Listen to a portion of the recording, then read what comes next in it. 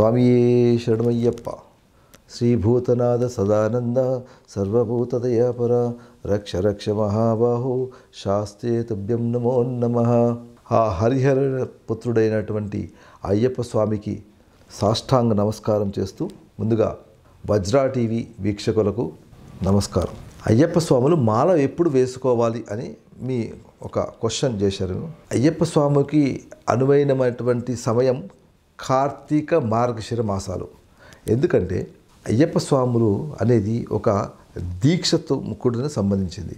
అంటే మండలం కాలం పాటు 41 రోజుల పాటు ఆ దీక్షలో ఉండాలి. కాబట్టి దానికి అనువైన కాలం ఏదయ్యా అంటే కార్తీక మాసం. కార్తీక మాసం ఎందుకంటే చలికాలంలో వస్తుంది.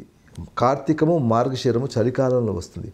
చలికాలంలో ఎక్కువ మనకి అనువైన అంటే దీక్షకు అనువైన సమయం ఏదైతే ఉందంటే చలికాలం. ఎందుకు అంటే అయ్యప్ప దీక్షలో 3 నియమాలు ముఖ్యంగా ఉన్నాయి.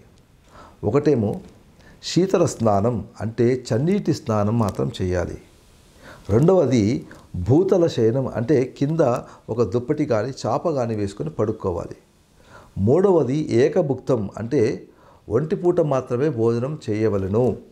ఈ 3 నియమాలు కఠినంగా ఎవరైతే అయ్యప్ప స్వాములు చేస్తారో వారికి అత్యంత వేగంగా అంటే అయ్యప్ప స్వామి కరుణ అత్యంత వేగంగా వాళ్ళకి లభిస్తుంది. ఎందుకంటే ఈ చలికాలంలో కార్తీక మాసంలో ముఖ్యంగా చన్నీటి స్నానం చేయడం మూలాన మనకి అంటే పారే నీటిలో అంటే నదిలో స్నానం చేయడం మూలాన మనకి అత్యంతమైన ఆరోగ్యకరమైన మనకి ఆ నీటి ద్వారా మనకి ఆరోగ్యం లభిస్తుంది. ఒకటి. రెండవది చన్నీటి స్నానం చేయడం ద్వారా శరీరము సరైన ఉష్ణోగ్రతకి సమంగా నిలుస్తుంది. ఇది సైన్స్ చెప్తుందన్నమాట. చన్నీటి స్నానం చేయడం వలన లోపల పైన చన్నీళ్ళు పోసుకోగానే మనకు చలి అనిపించచ్చు, కానీ లోపల ఉష్ణోగ్రత పెరుగుతుంది చన్నీటి స్నానం ద్వారా.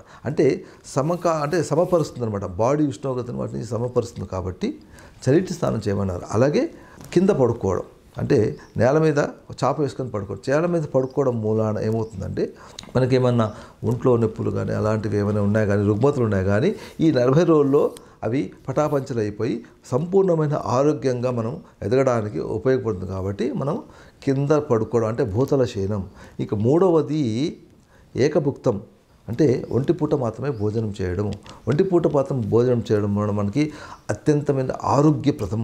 అందుకనే మనకు వారానికి ఒకసారి ఫాస్టింగ్ అంటారు కదా, లంకనాలు చేస్తుంటారు, ఉపవాసం చేస్తుంటారు. ఇక్కడ ప్రతిరోజు కనుక ఒంటిపూట చేస్తే మనకి చాలా బలంగా ఉంటాం. మనం 3 పూట్ల భోజనం చేస్తే అది దీంట్లో సమకూరదు. కాబట్టి అయ్యప్ప దీక్షలో ఒంటిపూట మాత్రమే మనం భోజనం చేయడానికి ఎక్కువగా దాన్ని మనం ఆ నియమాల్ని మనం తప్పనిసరిగా పాటించాలి.